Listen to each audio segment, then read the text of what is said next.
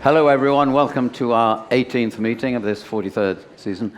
Now, I suppose everyone here has got a view about the BBC and its part in the Fourth Estate and as a national and international presence.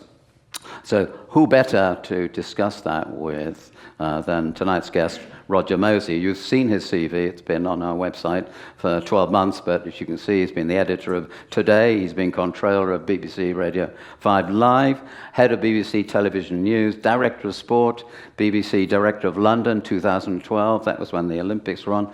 What an amazing bandwidth, you might say. Sorry about the pun. Amazing bandwidth to equip him to address the question that you'll see on the screen behind us. So I'd be grateful if you'd make the interval as short as possible within reason, because Roger has to drive back to Cambridge tonight for meetings early tomorrow morning, and I'm sure you'll have a lot of questions. So, Roger, thank you so much for finding the time to be with us at Keele World Affairs. We look forward to your thoughts and the question time that will undoubtedly follow.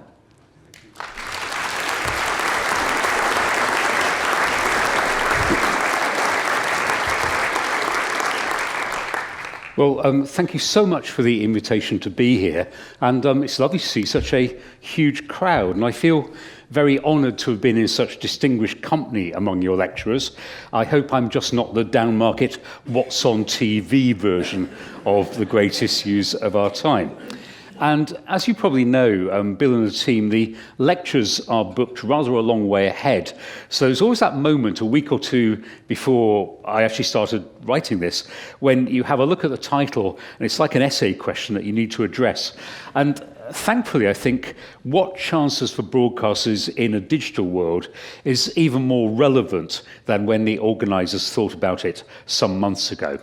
Now, I'm going to address tonight's issues in three parts, which I hope will hang together.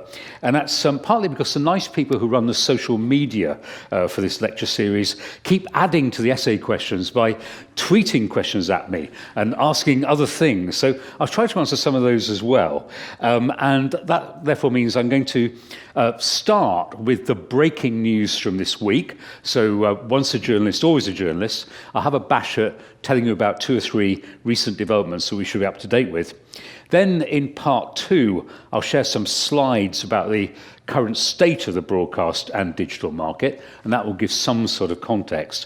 And finally, in part 3, I'll go into greater detail about what's wrong and what's right about current broadcasting and what public service might offer in an increasingly complex world. So let's do the breaking news first. And we heard earlier this week that Talk TV, owned by News UK and Rupert Murdoch, is going to cease as a linear TV channel, and instead it's going to be online and streaming only. And on the same day, we discovered that GB News has lost £42 million in the past year, adding to a £30 million loss it had previously. And then also this week, we had I think, a rather curious intervention by the regulator Ofcom and their chief executive, Melanie Dawes, saying that impartiality standards may vary depending on the size of audiences.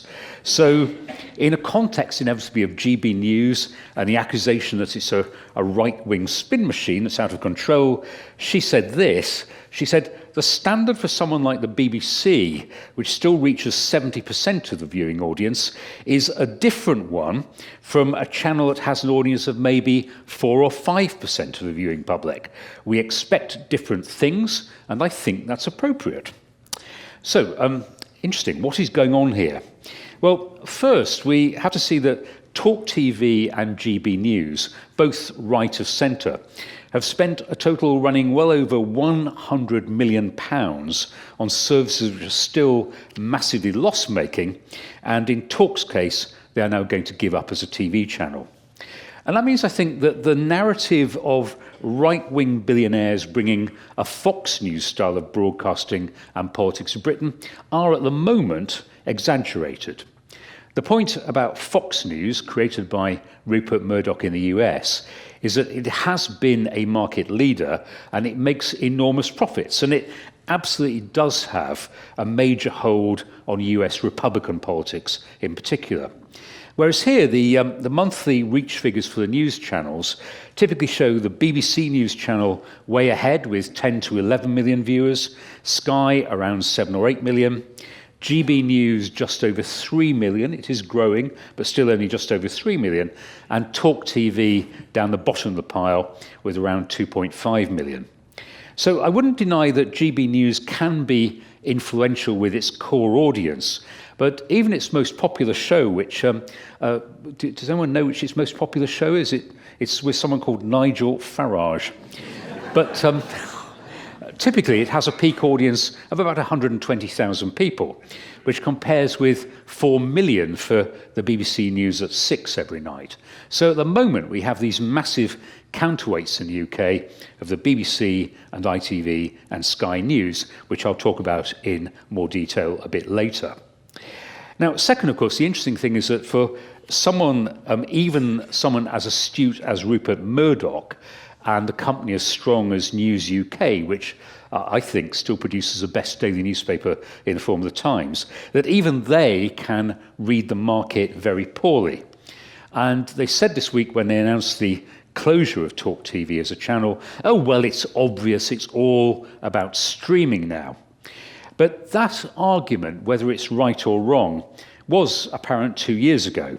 And yet they still invested in a linear TV channel and some very, very expensive presenters, including someone you may have heard of as well called Piers Morgan. But they made some, in my view, fundamental mistakes. And it sounds like a great business wheeze when you say that shows like Morgan's will be also seen in the United States and Australia and the rest of the world, and they preen themselves about global influence. But actually at 8 o'clock in the evening, a British audience really wanted British-focused news and comments, and they didn't want Americans droning on about culture wars which were not relevant to us. And third, on the point about regulation of channels like Talk TV and GB News, I do recognise that Ofcom as the regulator has some tough decisions about how it regulates more opinionated news. And I personally am in favour of the idea that you let 1,000 flowers bloom. And if the press can range from The Guardian to the Mail, why can't TV? And in an era of media convergence, if you can have left-wing websites and right-wing websites, why can't you have TV channels with attitude? So I'm not against regulation being light touch, but the argument that the size of the audience is relevant is one that I think we should kindly say needs a bit more work from Ofcom. And it's because it's not what they've done, actually. They regulated and sanctioned and even shut down Russia Today. They did the same with Press TV, which is backed by Iran. And those channels were watched by almost nobody at all. So the idea that you scale the regulation in line with the audience is not what they have been doing. And I think they have to watch the argument that letting some channels become more opinionated does risk contaminating all the channels within their purview. So I think what we can say from this week is that concepts of regulation and impartiality are confused, and possibly that over-obsessing about linear television risks underestimating the near impossibility of regulating the internet. And this is all a reflection of a market which is getting ever more diversified and which is challenging to business models as well as to governments worldwide. And this week, if it shows us one thing, shows us you can't place a certain bet on anything. So that's the end of part one. And we may well come back to some of those questions in the Q&A later. But let's now look at a bit more detail at the market and what's happening to our TV viewing in a digital age. And these are the kind of headlines you see from Ofcom. That's from Ofcom's annual report, the most recent one. 12% drop in watching broadcast TV, the lowest it's ever been. So there is clearly something going on in what we're doing and what we're watching. But you don't need to worry too much about the detail of this chart. But astonishingly, people in the UK still watch 4 hours, 28 minutes a day on average of video, which is quite a lot. And you'll see the important thing there is the blue line. The blue line is broadcaster content, which includes live TV, catch-up TV on your smart TV, and video on demand. And that is still 60% of what we all watch. And the green bit is things like watching YouTube or TikTok or DVDs, which are now minuscule, or using your TV set for other reasons. But at the moment, broadcasting is hanging in there. Now, what gives the broadcasters some alarm is this shows what is happening to the average daily minutes of broadcast TV viewing in the last 10 years. And again, don't worry too much about the chart, but it really goes in order of age. So you see at the top, the blue line is the over 75s who were watching 350 minutes a day in 2012, and they're still hanging on in there at 329 now, but they are starting to drop off as well. And you see then that the drop in broadcast TV viewing is much, much sharper when you get to younger age groups. And in particular, the two bottom lines, which are almost together. 16 to 24s have gone from watching about 150 minutes of broadcast TV a day 10 years ago to only 41 minutes now. And children, which they count as being 4 to 15-year-olds, again from about 150 minutes to just 39. So the obvious worry for broadcasters is this trend sort of percolates upwards through the age groups, and broadcast TV falls off. At the moment, it's a decline, but relatively gentle, but it starts getting sharper and sharper. Just notice as well the pink line, the one near the top, for 55 to 64-year-olds, where they really have had a very sharp fall in broadcast TV viewing. And they were the kind of heartland audiences that the broadcasters really relied on. Now, this, by contrast, again, don't worry too much about what the lines, what individual lines are, but this is the streamers. This is the streaming services going up at the same time as we just saw the broadcast news going down. So the blue line at the top is all streaming services, and then the green line is Netflix. So Netflix going from only 16% of the UK population in 2015 to around about 60% now. The pink line is Amazon Prime shooting up. Apple TV is right down the bottom and is rather more niche. But you'll see that generally the streamers are increasing their audiences and their audience penetration. But you have to have the caveat that none of them are making a profit, and Netflix are making colossal losses.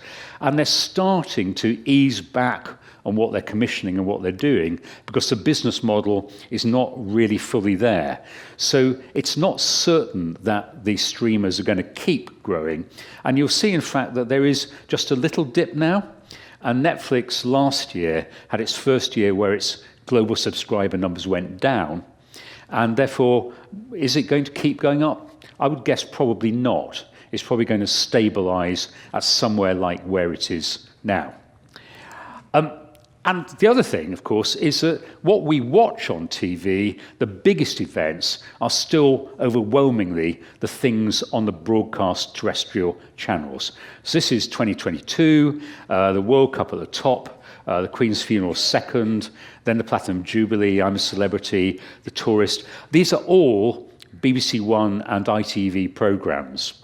And if you look at the top 100 programmes for last week, only 3 programmes in the top 100 last week were not on BBC One or ITV. There were 2 from BBC Two and 1 from Channel 4, and nothing at all from any of the streamers. So the moments when we come together as a nation are still very much on the linear broadcast channels. And again, don't worry too much about whether you can or can't read at the distance these comments. But this was a conference a week or so ago in which leaders in industry, in the television industry, were asked, is the decline in linear TV flattening out? And they're generally saying Not necessarily. That you see Claire Enders saying that 67 million people live in the UK, and lots of people have a lot of money and living longer lives, and they are not necessarily going to abandon the broadcast channels. Patrick Holland, again, pointing out that we come together for those big national moments. And even Evan Shapiro, who's slightly more pessimistic, I think, that if you do want to watch a curated channel of things you think you might like, and certainly live sport and live news, linear TV is still going to be there and ready for it. And again, I keep saying don't worry too much about the detail here, but I thought it might be useful before I finish the slides to share this with you from the BBC annual report. And the BBC annual report, this again the most recent one, sums up where the BBC is. You know, number one most trusted news brand, number one brand for media in the UK, number one largest single investor in the UK. 90% of people in the UK use the BBC. 8 in 10 people consume BBC News. So you have this rather odd thing that broadcast is declining, but the BBC is still in a pretty strong position. And after 14 years of Conservative government, and again, I'll come on to this in a bit more detail, you know, the BBC still has enormous strength in its audience and its services. And if you think about where, and I suspect this room is not a completely typical demographic, but you probably get a lot of your news from BBC One and Radio 4 and Radio 5 Live and the BBC News website and Newsnight and Radio 2 News, and it goes on and BBC Local Radio. So actually, the BBC is still a tremendous force in what happens in the UK. So I would sum it up like this, and we can get rid of the slides now if you want to do that. The public broadcasters and linear television are under pressure as never before, but they are still viable. And we're going to be living for many years yet in which the mix is both and not either or. There will be linear television and there will be streaming. There will be public service. There will be the unashamedly commercial. There will be the big national moments that we all share. And there will be ever more personalisation. So in all sorts of ways, it will be a golden era of choice. But with the technology comes the risk too. And AI has become ever more of a story, and with it the ability to create deep fake content that can be consumed by millions of people within minutes. Disinformation is rampant. That's created either by individuals in their own living room or by malicious state actors, most notably, of course, Russia. And there are fears that technology and bad human behaviour will have a really devastating effect on this year's elections around the globe. And then there's the increasing power of the global conglomerates of Amazon and Apple and Netflix on what we watch on our TV and mobile devices, and they frankly don't have much accountability at all. So that's why some people are saying that actually really, despite all this from the BBC and everybody, could the end be nigh for the traditional broadcasters, that they lose and the digital future wins? But I'm going to argue tonight that I don't believe that is inevitable. And most of all, we as citizens need to demand what we need from our media, and not just let ourselves be overwhelmed by torrents of stuff that are at best mind-numbing and at worst actively evil. And it requires not just the broadcasters to improve their performance, and I really believe they do, but also all of us to play our part as citizens too. Now, I'm going to be unashamed and upfront here that I am a former journalist, and therefore news has been the dominant thing in my working life, so I am biased in favour of high-quality news. But I'm also confident, increasingly confident, in the argument that news is what makes legacy broadcasters really distinctive. And you can now get The Crown from Netflix, and Saltburn can come from Amazon. And there are really, really big moments happening in recent years when Netflix started producing The Crown, which really blew BBC historical drama out of the water to some extent by an American company spending tens of millions of pounds on something which hits the comfortable, middle-aged, middle-class audience that normally would be with BBC One. So it's public information and news that make the BBC distinctive and allows our democracy to keep working. And providing it is the single most important function of our public broadcasters. And news, of course, has changed in the past couple of decades. There are few barriers to entry now. You can make the news very easily. If I type something highly contentious into Twitter now, by the time we finish, I could either be a hero or a zero, and the Twitter storm could have engulfed us, and I'd have had to resign, and I'm not going to do it. But that's the extent to which anybody can just get into a digital market and change it. And a simple fact is that traditional broadcasters no longer have it their own way. And the BBC in the last 100 years has gone from monopoly to duopoly to just one voice now in a cacophony of channels and individuals who also want to make and report news. And what I firmly believe, therefore, is that the need for public service broadcasting has become stronger because of that. Something which provides accuracy and truth and analysis amid all the noise. And it's not just for the BBC to do that. ITV News still follows a public service model. So does Channel 4 and Channel 5, so does Sky News. And in Europe, you still see strong public broadcasters in all the major countries. And really the warning, the terrible warning, is the United States, where there's a sense that a battle has been lost and that moderate, central, fact-based core is vanishingly precarious. So I do welcome the choice we now have. It's good. But it's interesting when you talk to my students at Selwyn in Cambridge about the media they consume. And you really do get a blank stare if you ask them whether they read a daily newspaper. And there's little stirring if you ask them if they watch conventionally scheduled news bulletins.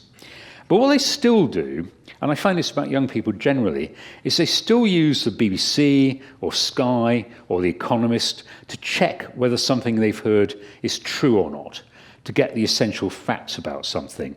And that's exactly where, in the United States, where you've got that polarization between Fox News on the right, MSNBC on the left, and lots of commercial operations in between. You don't have that anymore. And that, I think, is why American democracy is struggling so badly. But even though you've got all this wonderful content from Amazon and Netflix and all the rest of them, what you don't get from any of them is the news at 10 on Netflix or Look East from Amazon Prime.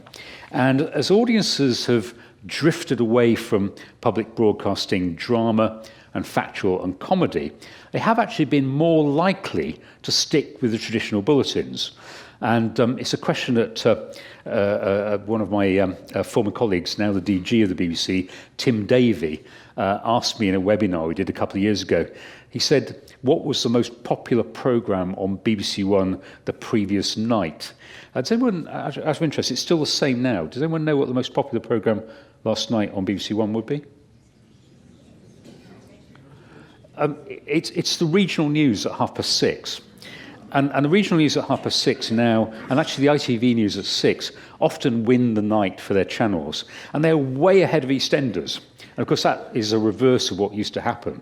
And often you also find that the BBC News at 1 or 6 or 10 are well ahead of the entertainment programmes, which used to be the mass audience entertainment.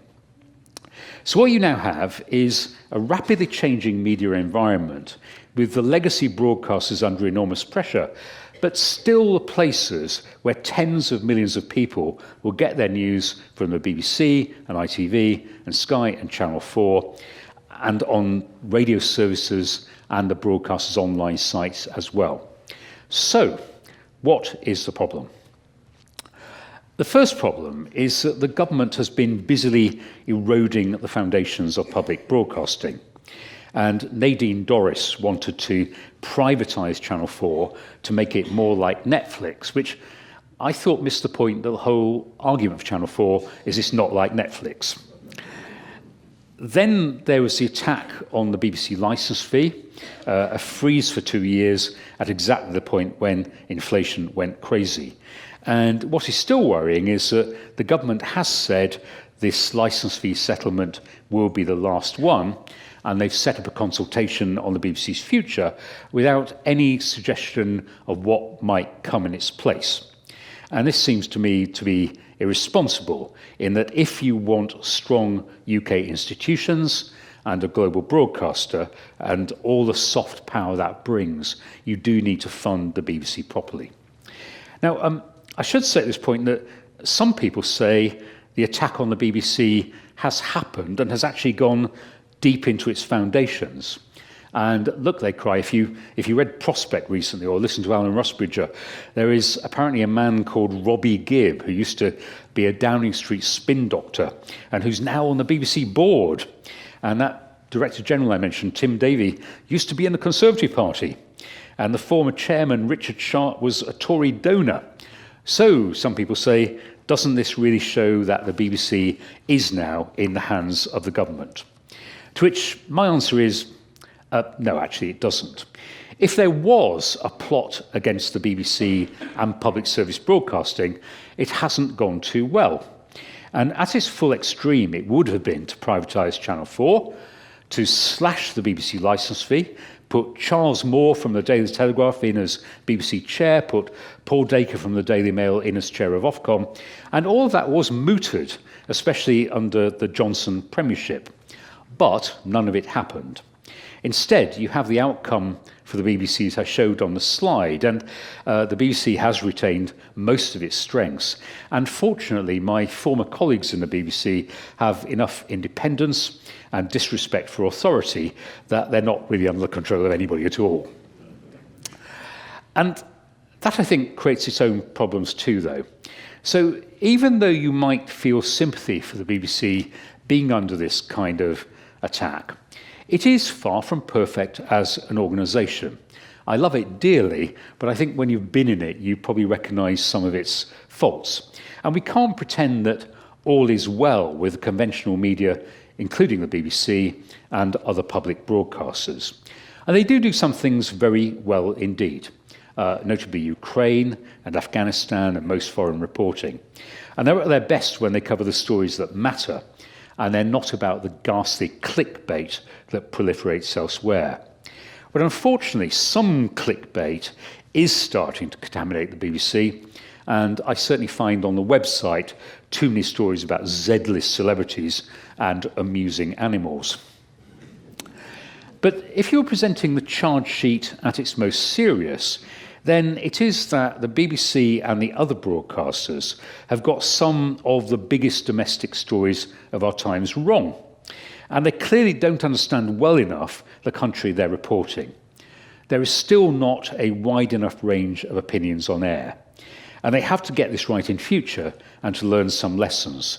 Because in the past, for instance, they got Brexit badly wrong, I think, in that none of the major broadcasters really saw the Leave vote coming.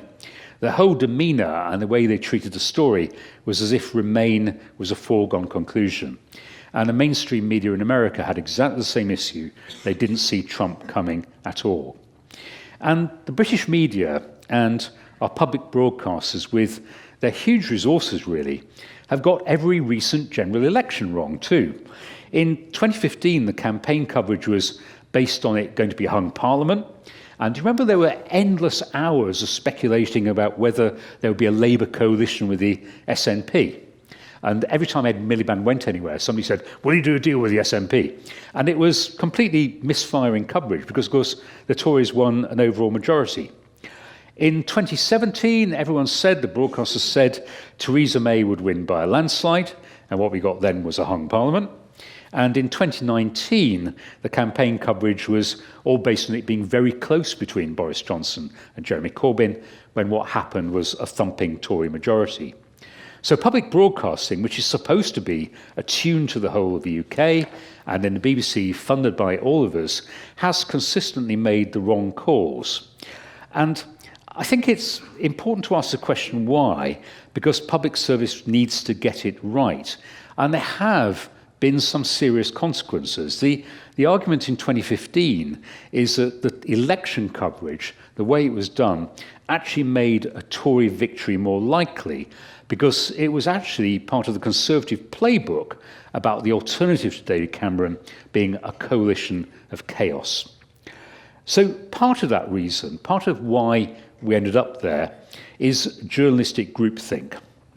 And there's safety in editors and the political lobby sticking together, and especially in the hot house of Westminster, where you have all those journalists and all those politicians hanging around together in one very small piece of real estate.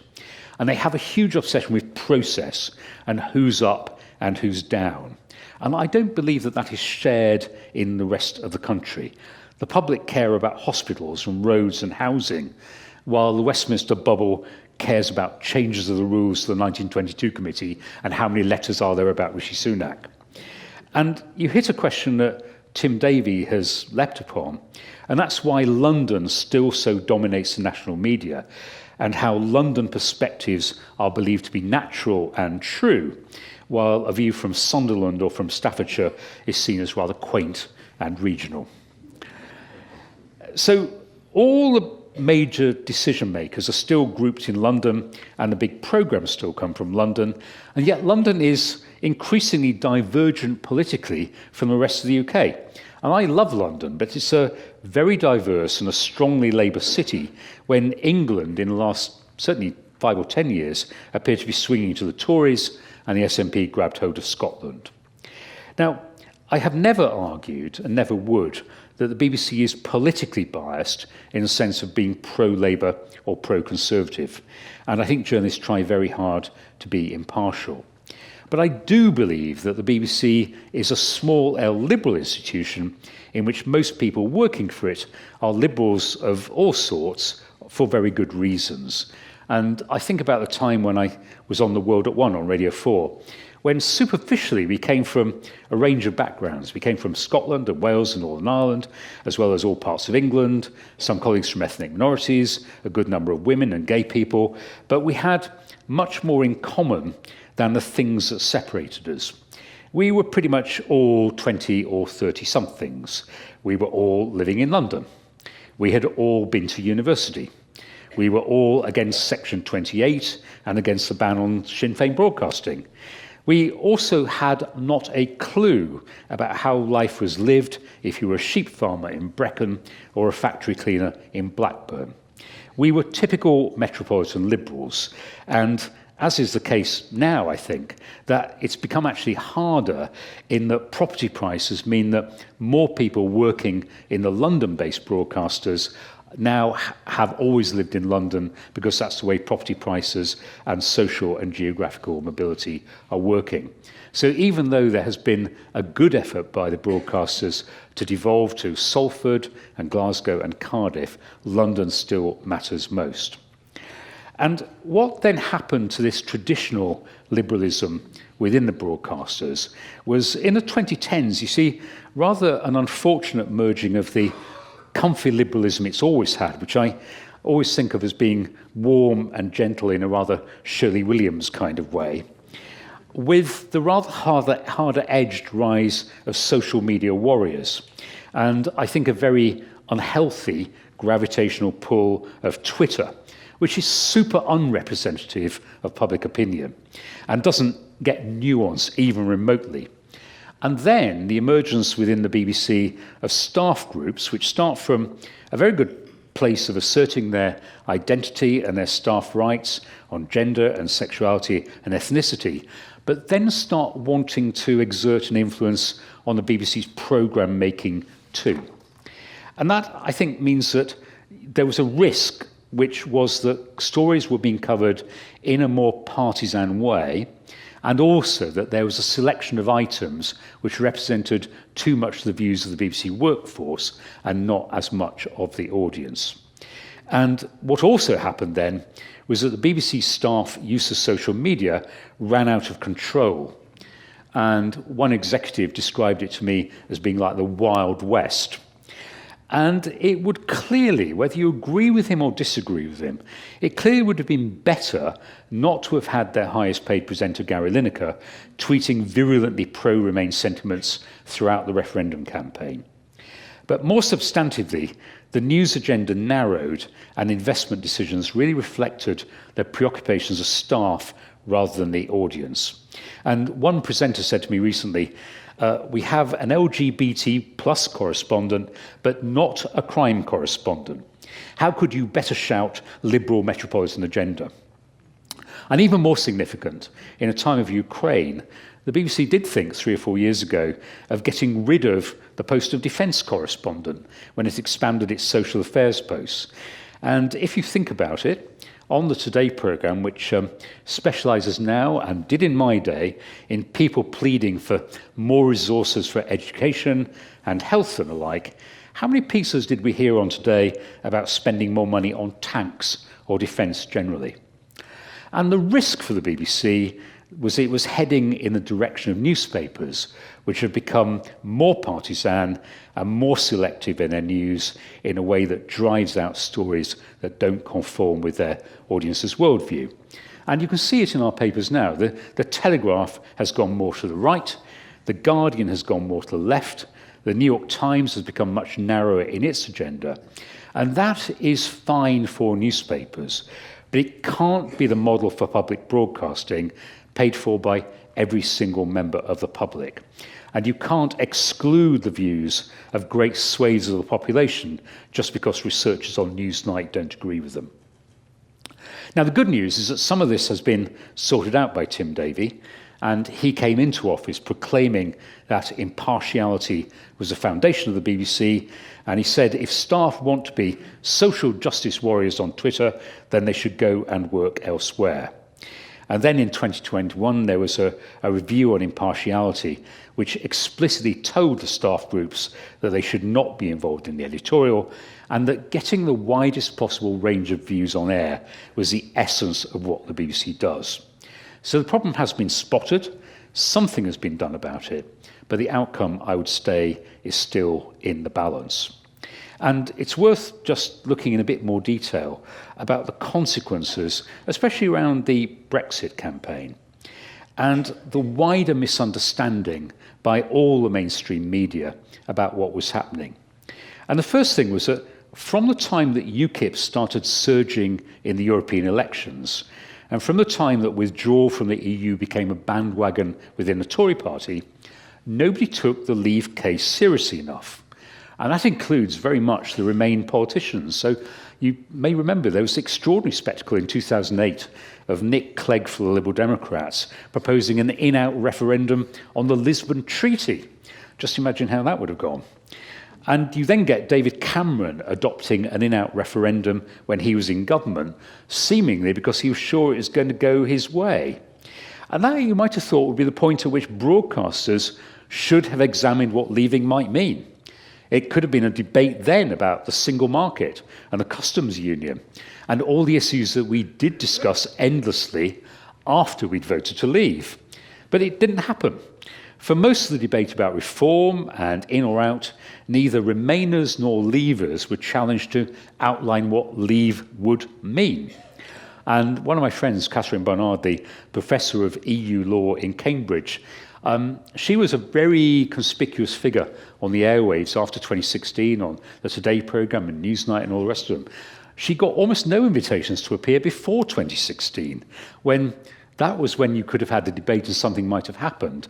But the politicians and the media were guilty about not having that debate. And what they also failed to do was recognise what was happening at the grassroots, which was again in plain sight.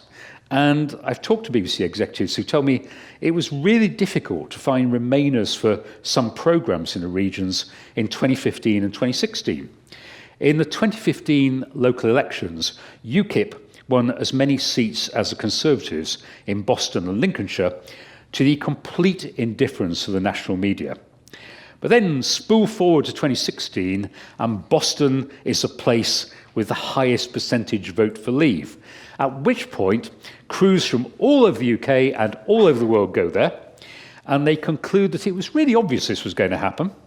And they said, well, Boston has one of the highest proportions of Eastern European immigrants of anywhere in Britain.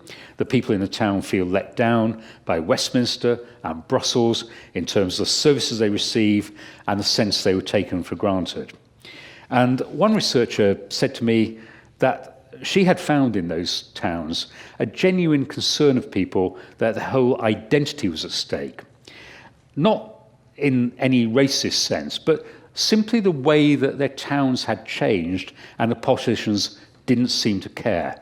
And all of that was happening, and it was not apparent at all on our national TV channels in a way as it was blindingly obvious to people working on BBC Radio Lincolnshire. So if you understand the country better, you can make the analysis more robust. If the country believes they have a voice, if they are heard and seen on the public broadcasters, they will feel more confident in public broadcasting, and in turn, the broadcasters can do tougher, more robust, more original journalism in which they steer people towards analysis and facts, as well as simply the basics of the story.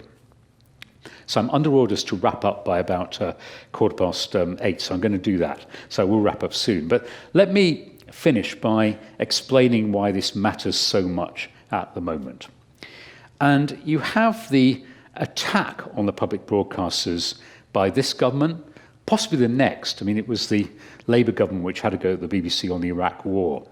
And some of the political attacks are malicious and irresponsible, but some of the accusations made about groupthink and metropolitan bias are not unfounded. So it would make public broadcasting more robust if we worked on that. And if everyone in this room who pays the licence fee feels they have a right to make their voices heard, that would make public broadcasting stronger. And it matters because we have such major national decisions looming. Not just the general election due this year, but quite possibly another independence referendum in Scotland in the coming years, the possibility of a border poll in Northern Ireland. The future of the country is in question. And as a good Liberal myself, I am comfortable with whatever the decisions the people of this country make, but I do want it to be on the facts. We need to understand this country better, England and Scotland and Northern Ireland and Wales. And if you feel that you are not heard, you will be all the more disaffected and just go off and watch Netflix all night.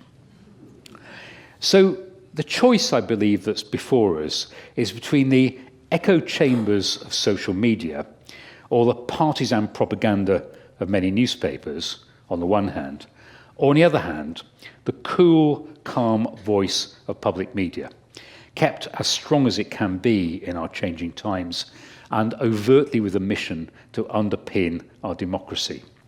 And that's why I think it's so vital that public broadcasting remains. For the biggest moments of all, when we come together and have shared national experiences, but also for the myriad of issues where evidence matters and free speech is important. And rationality must be a stronger force than emotion. So last year, I wrote a book about how to make news better. And I'm going to just read you the conclusion because it's how the book ends and how I think it's appropriate to end tonight. And that short quote was, "If Britain throws away the services that bring us together, how would our society function? And if the millions of people who consume quality news don't speak for it, then who will?" Thank you very much.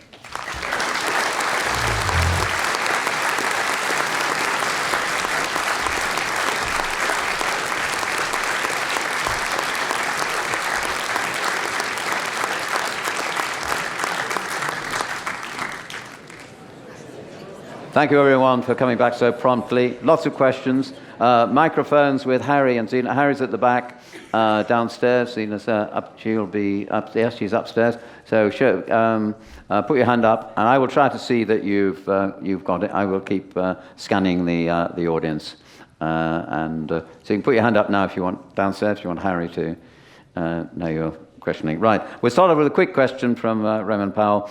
Viewing figures. Would you just sort of quickly tell everyone how the viewing figures that you referred to are generated, and perhaps how reliable they are in a broad sense? How are they generated? The British audience research figures are done by a company called Barb, and they are calculated by putting meters in people's homes, and people log in and log out when they're watching a particular program, and then there's various sort of technology things go on with sound matching, but it's regarded as being pretty robust in the UK. Obviously, for digital things, you can usually get an actual audience figure. So Netflix know exactly how many people are both subscribed to them, and also how many people are watching a particular program at a particular time, because while you're watching it, they are kind of monitoring you watching it. I'd just like to deal with a few questions about GB News, because people you referred to it, and a few people are a little bit agitated. I'll give you the thread of what they say, not with what you said, but about GB News. Graham Daly, irrespective of its audience figures, GB News repeatedly breaks Ofcom rules on news broadcasting. Why is it allowed to continue?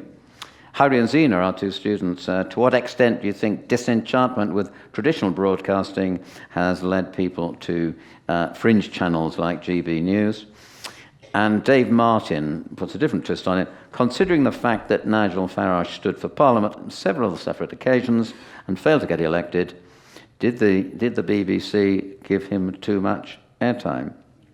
Sorry, that's BBC. That's a separate question. But deal with GB News first. Well, I suppose I start from the principle that GB News has a right to exist, and I hope I don't go fully down the line that says the BBC is unmitigatedly liberal at every point, because I don't actually think that. But the BBC will have a certain take on stories, and it is therefore okay within the broadcasting firmament that the GB News might attack it on TV from the right, and that The Guardian might attack it in newspaper and sometimes video from the left. So I'm in favour of there being a multiplicity of views in the marketplace. So I don't mind GB News existing.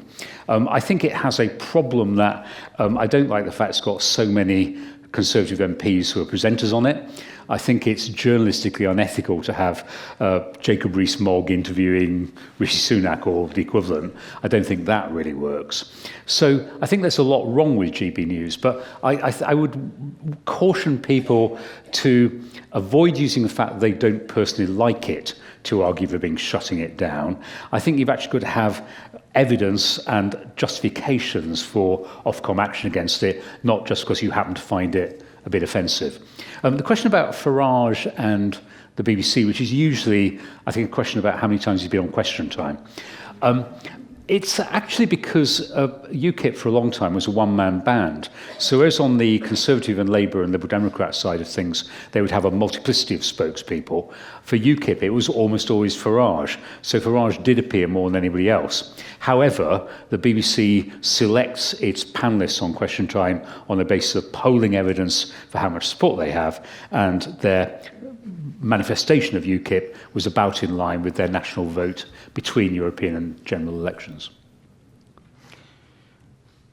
News, or too much news? It's a question from some of our members here. So Jeff Tucker, can established broadcasters improve analytical and factual news at a time when research, he says, research indicates that more people are being unable to distinguish fact from fiction?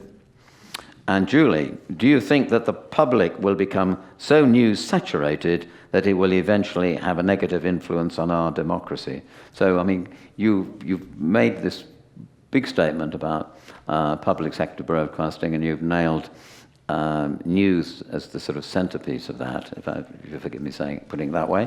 So some of them are wondering whether we're getting too much news? Is it possible to have too much news? Yeah, it is possible to have too much news. And I think the truth is that there's more of everything, and therefore there's more entertainment than ever, more comedy than ever, more sport than ever, and there's more news than ever. But if you want to avoid it, you can do. And if you listen to Nick Robinson sometimes, Nick Robinson now talks about people being news avoiders, which he uses as a reason why the Today programme's audience has gone down a bit. And I think there is some evidence that people come and go with the news depending on what it is. And if it's too depressing, they will go away from it for a while. And then if it's a bit more cheerful, they might go back to it. And they certainly tune in big numbers for an election campaign or Ukraine or other big events. So I don't think the argument really is about what the broadcasters provide, because they simply provide news 24/7, which is what the core audience will want. How much you watch of it is really up to you. In which, I haven't got the name of the member, but he or she wonders, can we get to a point where, could we possibly get to a point, it sounds a bit plaintive, where football takes less than 30% of the news reporting? And we do have a season ticket holder in our presence. Or a lapsed one. I'll tell you a story. I agree. I think recently the news has been doing too much sport. And I say that as a former director of BBC Sport. And I found it really odd when we were doing the Olympics in 2012. And of course, you remember that we put the Olympics on every single channel there was. So we had it on BBC One and BBC Two and BBC Three at various points. But the BBC News channel decided that it too wanted to cover the sport of the Olympics. And it would opt into the 100 metres final. And I kept trying to stop them, because if you're watching the BBC News channel, almost by definition at that point, you are a sport rejecter. And you want to hear about Afghanistan. You don't want to know about the 100 metres final again. But the BBC News channel were just overcome by the excitement of the Olympics and did sport all the time. And I heard I think it was during... It may have been during the Euros, when the Radio 4 News led on a Euro football match with England, which was happening at that point. And again, I don't think anyone listening to Radio 4 at that point would have been interested in the football more than they were in the rest of the news. So I agree with that. I think news should be news, sport should be sport. Now we switch to something else you've triggered, something you said, because that you mentioned the 6:30 p.m. regional news. And two people, Alison and Nick Sharman, two different members, have said, well, if local news is ever so popular at 6:30 on the BBC, why are they cutting funding to local radio stations? It's a very good question. The local news on television, as I said, is enormously popular. It will get the biggest audience pretty much every night of the week. It was interesting, last week, in the top 100 programmes I mentioned, the highest edition of EastEnders was number 64.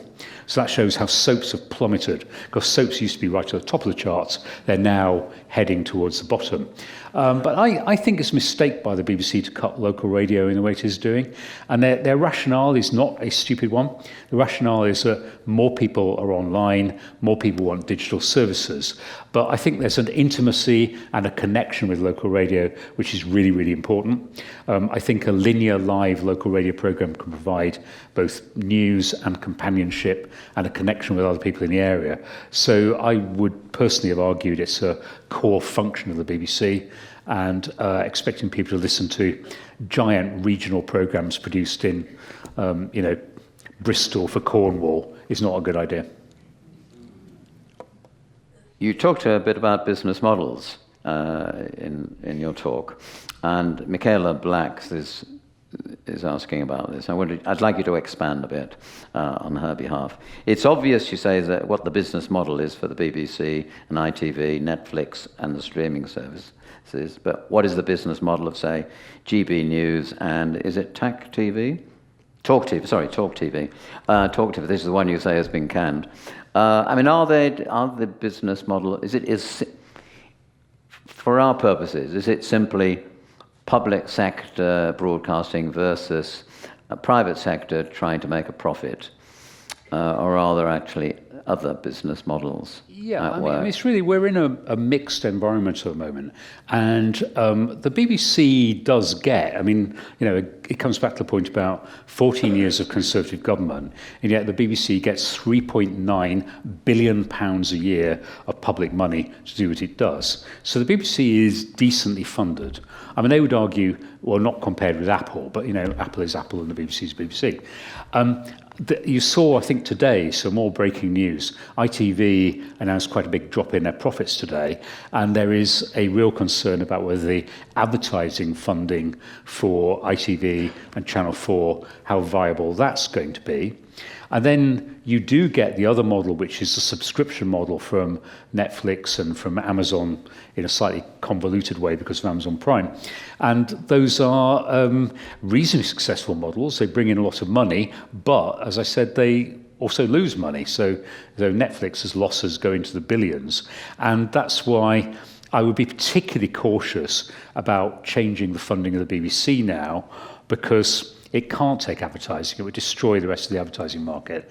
And subscription is iffy. And also, I don't know about people in this room, but if you have a subscription to Netflix and you maybe have Amazon Prime because of your shopping, and then maybe you add Disney Plus, there's a limit to how many subscription services you can afford and want to take. So putting the BBC into subscription would make another intervention into that market, and lots of people would choose not to have it, which you can argue is the market operating, but a poorer BBC would, in my view, be a poorer country. I've got a couple of questions here are going to be about the BBC, and these are things you mentioned in your talk, or they're prompted by what you said. One's about earnings and one's about metropolitan bias, so they are different, but let me read them out. So Susan Scott, you briefly mentioned the highest paid presenter. What are your thoughts on the disparity of earnings between presenters, between men and women, and also perhaps the methods some presenters use to receive their salaries? So you've got that one. It's an old chestnut, I know, but please address that. And Roland Brown, and I'm sure this has been talked about in the BBC for years, can the metropolitan bias that you talked about be addressed without moving far more of the BBC's operations out of the southeast? Yeah, on presenters, I love presenters. They're really nice people, usually. I think the context here is that although Gary Lineker is earning, I think now £1.4 million a year, the cost of Match of the Day to the BBC is probably £70 or £80 million a year. So therefore a presenter fee is not huge compared with the rights fees. And the cost of an individual Six Nations match is well into the millions of pounds. So again, the fees you pay to the talent are a very small percentage of the sports rights fees. And there are some shows, I think Graham Norton is a good example, where Graham Norton is the show. So it's quite hard to say, well, anybody could do that show, because they probably couldn't. So you are paying for the talent to front that programme. On discrepancy in presenters, I don't think there is sexism in the BBC, or at least I hope not. But what you often find slightly misleading as a comparison is different presenters do different numbers of days. And some of them do 5 days a week, and some of them do 2 days a week. And therefore what you see is a kind of cumulative figure, which doesn't necessarily show how many programmes they're doing and what their hourly rate would be. So there's some devil in the detail there. On metropolitan bias, and again, I hope I didn't underestimate the extent to which the broadcasters have tried to put more of their programmes and more of their services out of London. But if you take as an example one programme I know in Salford, which has a programme team and a presenter and an editor in Salford, but their ultimate line manager is in London. So therefore they have quite a bit of autonomy, but in the end, London decides on the scheduling and ultimately the funding of that programme. And, the very best model for those of you who are my kind of age ITV was magnificent in its heyday when it had Granada, it had ATV or Central in the Midlands, it had Yorkshire Television, and then it had London split between Thames and LWT. And it meant there was really devolved programme making. They really owned what they were doing. They wouldn't take any nonsense from the other programmes. They stood up for their region. And that model, I think, is still the best one there ever was for true regional diversity and autonomy. You talked about news being sort of the centrepiece of public sector funding. So John Potter wonders, what are your reflections that a docudrama had a greater impact than solid, straightforward reporting on the post office scandal? It's very interesting. First of all, the broadcasters had done quite a lot about the post office. So there was quite a long-running series on Radio 4. There were at least 2, maybe more panoramas. And I think there was a certain amount of luck for ITV in the fact that New Year's Day is actually the highest viewing figure day of the year. And that week of the New Year is a time when people are staying in a bit more. So they're watching TV. I would say The Tourist on BBC One, lots of people tried and it wasn't as good as the first series. So quite a lot of them flicked over to ITV. And it was a really, really well-made programme. I mean, I think the most striking thing about it was it's a very old-fashioned piece of television filmmaking. It just told you a story from beginning to end. It had good people and bad people, and it was all very well cast and very well produced, and it was a very, very good watch. So, full marks to ITV for doing that. But if you watched, and to my shame, I hadn't seen it before the drama. There's a panorama from 2022 about the post office, which is still on the iPlayer, which is extremely good and has the whole story. And I think the people making the ITV drama have definitely seen that BBC programme, because the scene where the sub-postmasters gather in, is it Fenny Compton? I can't remember. When they gather there, it's almost shot for shot between the documentary and the drama. But, it shows the power of linear TV. And that programme is now ITV's most popular drama since Broadchurch. So it's something like 15 million viewers. And that, again, shows the power of linear television still. Right, okay. Public service versus private. Could you quickly deal with Mike Hill's question? He wonders whether it's an unfair market, and you must have come across this before. With the BBC being publicly funded, the pressure to cover costs and satisfy its shareholders must affect, on the private side, programme output, audience satisfaction and quality. Is there any mileage in that argument? I mean, he's not saying that the BBC should be privatised, but clearly that argument is often made. Yes, I think the BBC is in a very privileged position, and do I think there should be a permanent license fee in which you have to pay for having a TV set forever is bizarre. I mean, it is weird now, and when you've got iPads and digital devices, the idea of having a license fee in perpetuity is probably unsustainable. But the problem is, if not that, then what? And in Germany, they've now got household tax. Some countries do it by general taxation and just slice off some of income tax. And the advantage of that, it is proportional. So richer people pay more and people who don't pay tax don't pay anything. So, there are ways in which you can, loosen the BBC model. But I salute, absolutely, the people trying to make a commercial living out of channels like ITV and Sky now, which is very tough, and we've seen that. As I said, the cumulative losses for GB News and Talk TV, 70 million already at least on GB News, tens of millions more on Talk TV. It's not a way of earning a lot of money necessarily. We're going to take a question. It's upstairs the balcony, far right, front row.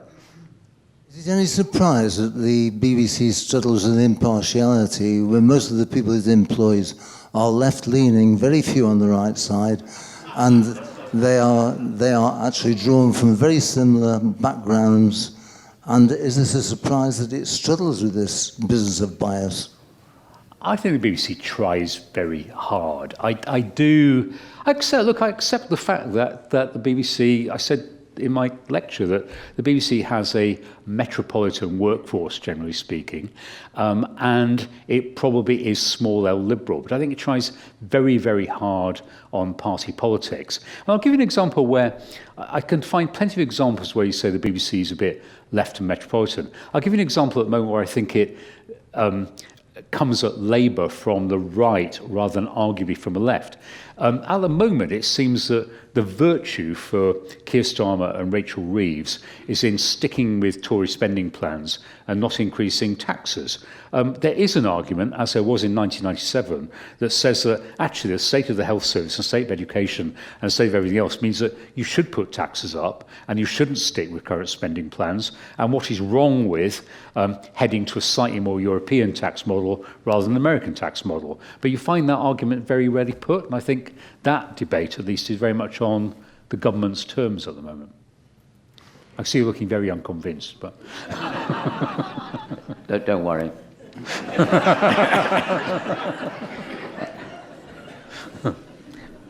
Brendan Walsh, you make a compelling argument for public service and publicly funded broadcast of the 6 o'clock news. What's the argument for public service and funding broadcast of EastEnders? It's a good question, and at the end of last year I did some interviews about the BBC licence fee, and people said to me, what would you stop the BBC doing? Which is a very good question. And at the time I said Survivor. And Survivor was a very expensive peak time show, which you probably saw around on Saturday and Sunday nights last year. And the argument against Survivor is that it's a derivative format. It was an American format, I think, originally. It was played in Britain on ITV 20 years ago where it failed. What is the argument that says this is innovative or interesting or different? So it's an expensive entertainment programme, which, as it happened, also didn't get very good audience figures.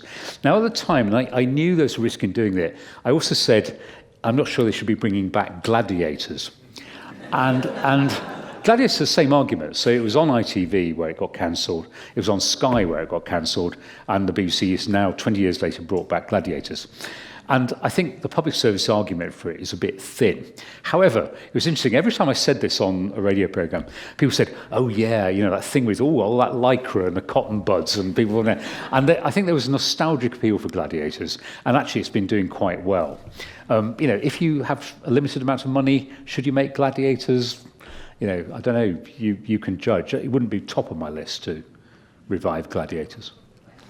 I'm going to come on to the licence fee in a minute. I've got a question from Jo Sexton. May not be relevant, she's about my age. My son came up with a bomb, because he's got a son, you see. My son came up with a bombshell last week. He is not renewing his BBC licence. So how can I persuade him? And there must be quite a few people. A member of my family who's a generation younger has given up the TV licence. Is there data on that? I mean, do you know? Do you know whether younger people are turning it in, families? Yes, the number of people buying a TV licence has gone down a little bit in the past 2-3 years. So for quite a long time, the number of people buying licences was actually going up, which gave the BBC both that licence fee and the increases they were getting. It's been tailing down a bit now, but it's not at a crisis level. It's at a sort of just nibbling away at the edge sort of level. I mean, it could at some point become more of a revolution, because people are supposed to have a TV licence even if they watch, you know, ITVX on demand. So you are supposed to have a TV licence for most eventualities. And I suppose the question is, again, how I would convince that person, or try to, is to say that the BBC is a force for good in Britain. So even if you don't watch the proms, even if you don't like classical music, even if you don't think that there should be, you know, you personally don't listen to the Today programme, it is part of our democracy, part of our culture, part of our life. And I don't listen to Radio 1 Big Weekend, but I think it's a very good idea that Radio 1 do Radio 1's Big Weekend. It gives high quality original music to young audiences, and I pay for that in the same way as I pay for the NHS, even though I hope I don't use it too much. There's a number of questions then about the about the license fee, right? So we need to explore those together, and then before we move on to other things. So I mean, there's Ian Watson's question is, if the license fee were abolished, would the BBC be able to survive? You might want to deal with that last. John Legg, he felt that you didn't mention the future form. He thought it was understandable you didn't mention how it might be paid for in the future, but wonders what ideas you have. Mark Dormer, going forward, what type of funding model does the BBC need to protect the depth and quality of its services? And Stephen Booth, does the BBC envisage advertising during its programmes? And he wonders if that, in fact, would affect the viewing figures, not necessarily the reputation of the BBC, but the simple economics and the viewing figures. So would you take all those questions and sort of explore what the possibilities for funding in the future might be? So here is the good news for the BBC, which is that if you ask people how much they would pay for individual programmes and services, it adds up to quite a lot. So I don't know if you ask yourself the question, how much would you pay for the Today programme per year? How much would you pay for Strictly Come Dancing per year? How much would you pay for David Attenborough's latest series? If you add all that up, it's higher than the licence fee on some calculations. Now, the question is, of course, would people really pay it, and do they really mean it? So I think that's an open question. Well, the BBC, I know, and I know we're being recorded, and I'm trying to be as honest and frank as possible. My understanding is that the BBC has modelled a hybrid outcome, in which you still have a licence fee for the core operations, and then you have a subscription for additional services. So, as an example, complete hypothetical, at Wimbledon, you might get Centre Court free to air on BBC One, but if you want to watch court numbers 1 through 19 or 20, you'd pay £20 for a Wimbledon season ticket to be able to add that through your subscription box. And I think it's got some possibility in it. I mean, it's effectively what happens with the Olympics already, where in the Olympics now, there's a core service on BBC One and BBC Two, but if you want all the sports in the way that we did in 2012, these days you have to go to Discovery or whichever BT Sport is now called. So it's possible, but my understanding is that what went wrong with the modelling is that you have to either put lots of good stuff on the core service to guarantee the licence fee, or put lots of stuff on the subscription service to make people pay for it. And you can't quite stretch it both ways. So you denude the core operation. If you said, for instance, the next series of Vigil will be on subscription, well, people are going to say, why should I pay any licence fee if I can't get the next season of Vigil? Equally, if you put Vigil onto the licence fee free service, in that case, how do you drive people to the subscription service? And I think that's probably a very, very difficult model to make work, but it may be something that they have to try to make work, because that may be the only thing they get left with. I remember years ago working with a client where they wanted to break up the business into separate profit-responsible activities. I mean, could you see a business model do you think the BBC's capable of, or should think about a business model where you've got, 3 big groups that are doing this this approach which derives income, and have a separate arm, totally separated, which would do the core public service? And could it organisationally and structurally cope with that? I think it's better for the BBC if it can be one BBC. There is a particular problem with any subscription model affecting radio, because how you make, I think some astonishing figure like 200 million radios in the UK, which are not subscription equipped. So you can't, if you were making it subscription, you'd have to make people come to radio online through some sort of portal, and that would be really, really difficult. I think there's already, of course, BBC Studios is a very successful commercial business the BBC runs, and it does run BritBox. But again, BritBox, which is one of the struggling subscription services still has the same problem, that there isn't anything really, really compelling on it because it's actually at the moment free to air. And of course, the minute you put Strictly Come Dancing on subscription, its audience halves or goes down to a quarter of what it was, and you no longer have those big national moments. And that's where the big national moments are not just royal weddings and football matches. They are also Strictly, they're the final episode of Happy Valley, they're Traitors, if you enjoyed Traitors, which I did. That is a big moment that everyone enjoyed together. So the more you put paywalls in, the less that has a unifying effect. Just to lighten up the evening, I've got a question from Jill. In a week when Darcy's shirt sold for £25,000, what item will be so valuable to an audience in 30 years' time from a BBC drama currently in production? I have no idea. I mean, it's that thing, isn't it? I'm sure you know this, that things that people think now are collectible are not, and things that you have no idea are going to be collectible are. I mean, I have a horrible feeling I think I just threw away my original Beatles singles, because when I was clearing out the house, and you sort of think you did, and if they kept them now, they'd be worth hundreds of pounds, wouldn't they? So I don't know is the answer. No. Maybe someone in the audience does know. There's time for microphone questions. Put up your hands if you'd like to ask a question. Meanwhile, I'm going to move on to... Oh, yes. We're going to go international in a minute to close the meeting. But before that, Jeff Elliott, I want to know, who watches The Watchman of Ofcom? Who watches? Who watches The Watchman at Ofcom? Qui custodiet I suppose ultimately the government does.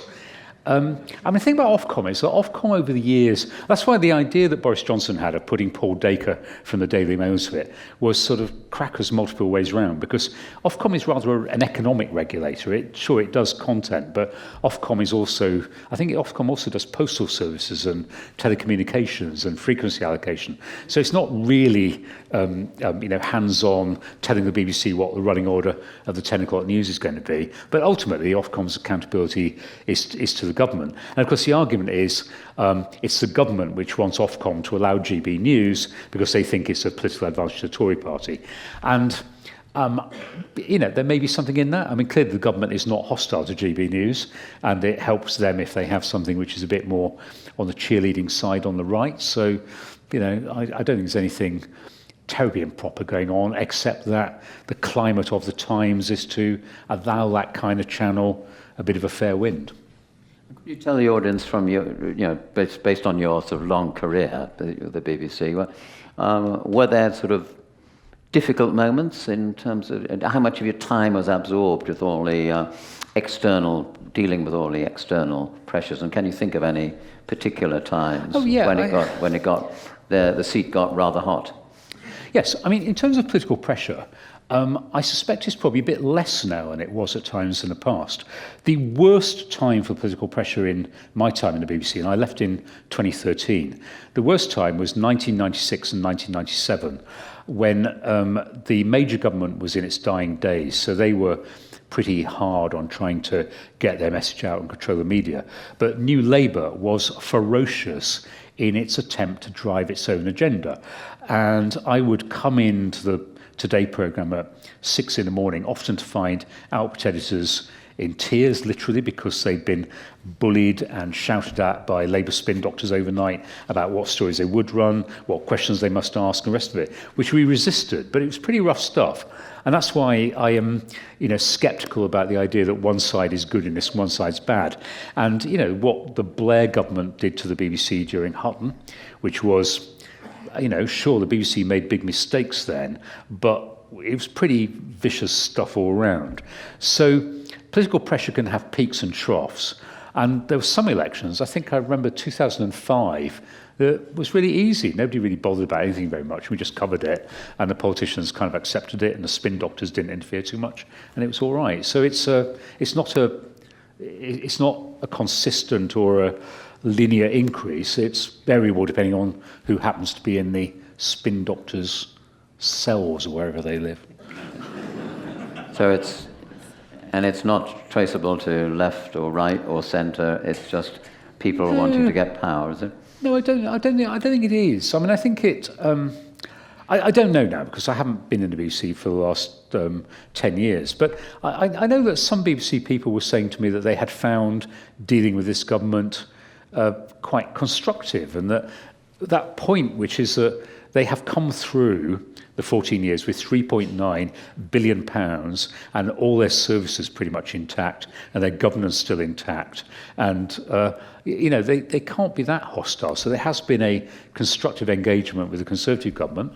And I don't think Labour are going to be dramatically more generous to the BBC, partly because shadow cabinet members are spotting that their constituents aren't watching EastEnders in the same numbers anymore. So they're sort of thinking, well, if they're not watching EastEnders in that numbers, how do you justify a big increase in a licence fee?